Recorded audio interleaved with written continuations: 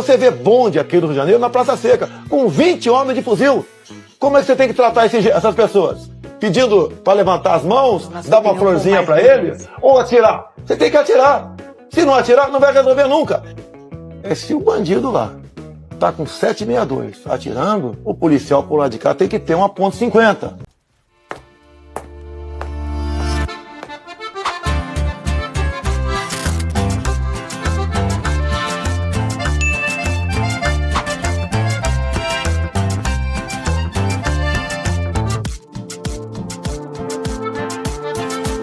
Só na caixa, Bruno.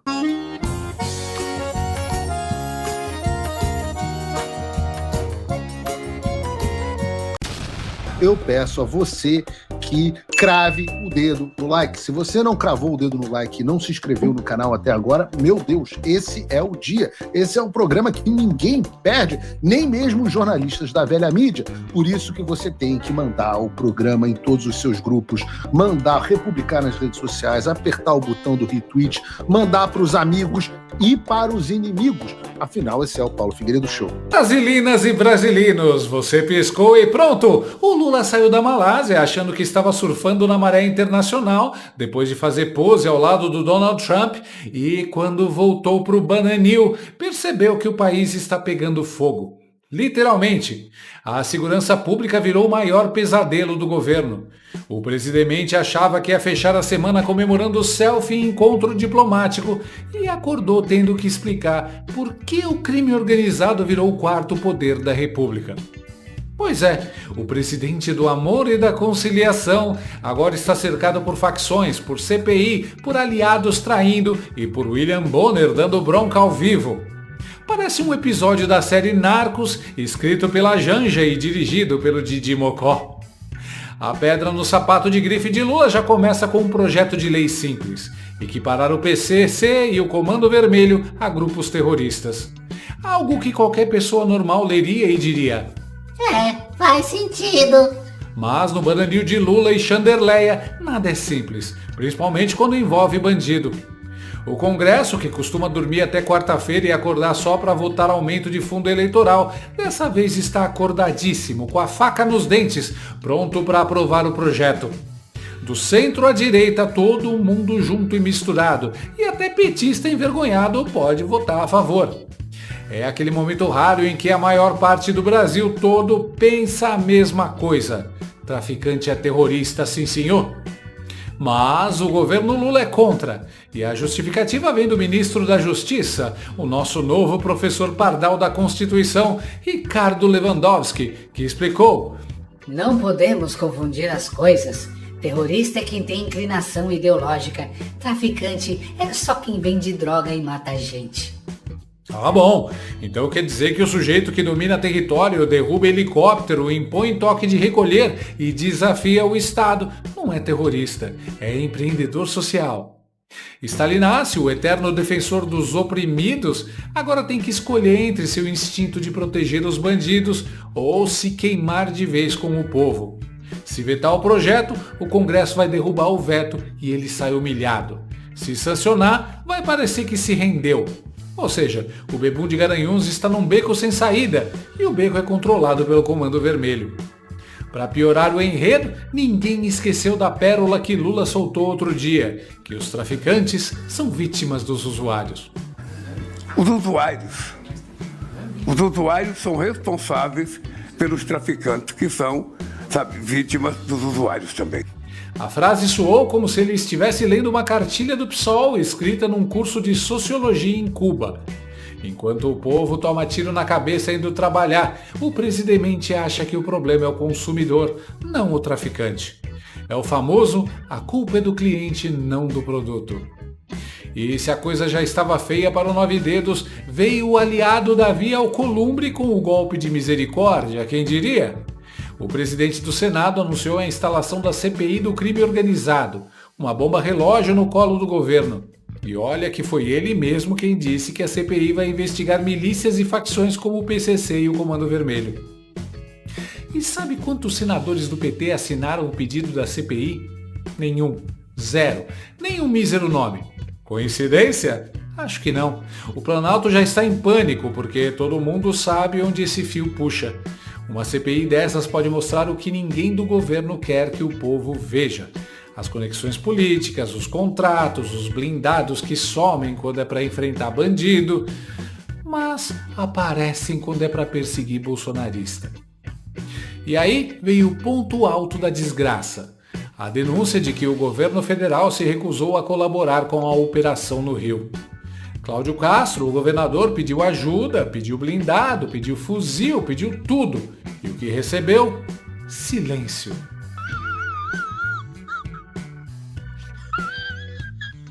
O diretor-geral da Pocilga Federal, Andrei Rodrigues, confirmou. O Rio pediu apoio, mas o governo Lula não topou. Segundo ele, não era uma operação razoável. Traduzindo, a gente não pode ajudar a matar nossos eleitores. A casa caiu. Ou seja, PF e governo federal sabiam de tudo e se omitiram. Quando é político, o Estado vê golpe até em rascunho. Quando é real, com fuzis e mortos, finge que não viu nada. Mensagem do Lewandowski. Se forem fazer operação contra os meus meninos, me avisem para eu informar eles antes. Olha o naipe desse ministro, mentiroso. Ontem mesmo ele afirmou que não havia sido solicitada ajuda ao Rio de Janeiro. Foram publicados 3 pedidos que foram ignorados, negados. Agora essa entrevista aí. A mesma PF que usou fuzis e blindados para resgatar 49 passarinhos em uma casa abandonada no mês passado, que mobiliza 80 agentes para confiscar arara azul e periquito, achou que não era razoável ajudar numa guerra urbana contra o Comando Vermelho. 49 pássaros resgatados. Mariana, bom dia para você e para todos. Mais uma vez a gente fala sobre criminosos que comercializam pássaros e animais silvestres. Dessa vez foi uma operação da Polícia Federal. Os agentes foram até a casa de pessoas que anunciam esses bichos pela internet ou também vendem animais em feiras aqui do estado do Rio. A gente tem imagens aí do trabalho da Polícia Federal hoje de Granadas de efeito moral abriram caminho para os agentes. Uma casa, que parecia apenas uma residência familiar, era usada como um criadouro clandestino. Ou seja, para capturar a calopsita, a PF é o Rambo. Para enfrentar bandido de fuzil, é ONG ambiental. Pois é, quando o diretor da PF abriu a boca e disse que houve sim consulta para participação, Lula ficou furioso. Porque isso desmontava a narrativa de que ninguém avisou o governo. A PF basicamente expôs o Planalto. Foi tipo aquela cena clássica de novela. O cúmplice confessa o crime no meio do jantar. Lewandowski, desesperado, tentou consertar e interrompeu o diretor ao vivo, dizendo que qualquer pedido de operação tem que ser feito direto para ele, para o Alckmin ou para o próprio Nove Dedos. Ah, claro, porque é assim que o crime funciona. O governador liga direto para o presidente e diz: Ô companheiro, posso dar uns tiros nos traficantes que você defende? Agora tá todo mundo no governo batendo cabeça. O diretor da PF diz uma coisa, o ministro desmente, o Lula finge que não ouviu. O PT está sendo exposto por seus próprios aliados. A casa caiu e quem puxou o fio foi gente de dentro. Enquanto isso, o governador Cláudio Castro, o único que fez uma coisa certa nessa história toda, já está pagando o preço por enfrentar o crime num narco-estado. O fato de eles terem decidido isso só depois do governador realizar a operação contra o Comando Vermelho é pura coincidência. Acredita. Ou seja, menos de 24 horas depois da operação, Cláudio Castro já está na fila para ser cassado, ficar inelegível e ser preso. Isso é o que acontece com quem incomoda o crime, num país onde o crime é quem dá as cartas.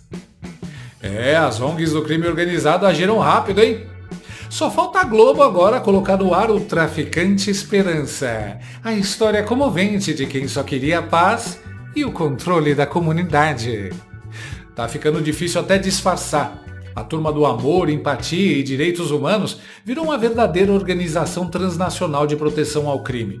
É uma espécie de ONU do tráfico, com representantes nos 3 poderes, em governos vizinhos, na velha mídia e nas ONGs patrocinadas por bilionários globalistas que acham que salvar o mundo é financiar bandido com discurso fofo. Coincidência que sejam todos de esquerda? Claro, igual coincidência de ladrão usar capuz. O esquema é tão diabólico que se o demônio aparecesse para chefiar a operação, ia aparecer estagiário. É o inferno com assessoria de imprensa, passaporte diplomático e nota de repúdio pronta para quando alguém ousar enfrentar os oprimidos de fuzil na mão. Enquanto o STF, o governo e a velha imprensa tentam pintar os traficantes do Comando Vermelho como anjinhos sem asas, a população sabe melhor. A imensa maioria das pessoas nas redes sociais apoia a operação no Rio. A pesquisa da Time Lens mostrou que 62% dos brasileiros defenderam a operação no Rio. Era disso que eu estava falando. Ou seja, a maioria esmagadora está do lado da PM e não da narrativa de que os meninos do Lula que morreram na Penha eram só estudantes que cuidavam da mãe, frequentavam oficina de percussão e artesanato, sonhavam em ser jogadores de futebol e só queriam a paz. 62% das menções foram de apoio à operação. 32% criticaram a atuação da polícia. 6% demonstraram neutralidade e medo. A pesquisa também monitorou as principais narrativas utilizadas. Destaque para expressões como faxina histórica, heróis do BOPE. E apenas 4 vítimas, os policiais, entre aqueles favoráveis à operação. Então a afirmação é categórica. Diante de um fato dessa magnitude, do ponto de vista, sobretudo humano também, é uma tragédia humana, não se pode negar. A maior parte da população quer ver isso. Sem dúvida, eu acho que é uma surpresa em relação à coleta dos dados. E no momento que o governo Lula estava relativamente bem, tinha recuperado popularidade, não estou dizendo que esse caso vai ameaçar a popularidade conquistada, mas assim, acua, porque o discurso da direita para a segurança pública, ele tem muito mais aderência do que o discurso da esquerda, né? E tem exemplos no estado, né? A gente tratou aqui, São Paulo tem menos de 6 taxa de homicídio. O estado mais violento do Brasil é o Amapá, governado pela esquerda, PSB, partido do vice-presidente Geraldo Alckmin. A Bahia do ministro da Casa É o segundo estado mais violento em número de homicídios, que é governado pelo PT e um aliado do Rui Costa. Em que medida esse quadro impacta e de que maneira a percepção do público sobre um evento como esse? Acho que talvez essa seja a grande questão que deve ser estudada em relação a esse evento, né? Me chama muita atenção essa banalização em relação a cenas de extrema violência serem tratadas da forma como estão sendo tratadas.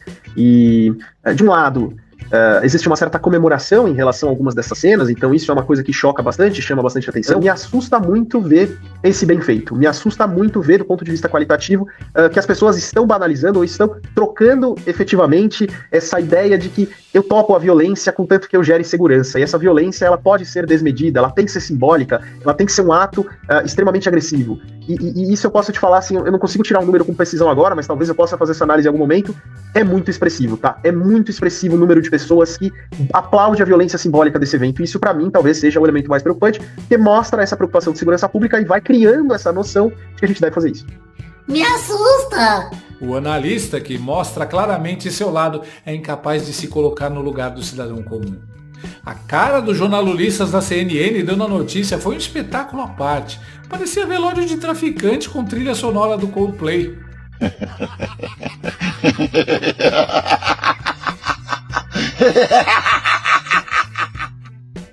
Na verdade, eles não estavam chocados com o resultado, estavam apavorados com o fato de que, mesmo com toda a máquina estatal, toda a velha imprensa, toda a militância e todos os influenciadores de lacração, não conseguiram manipular o povo.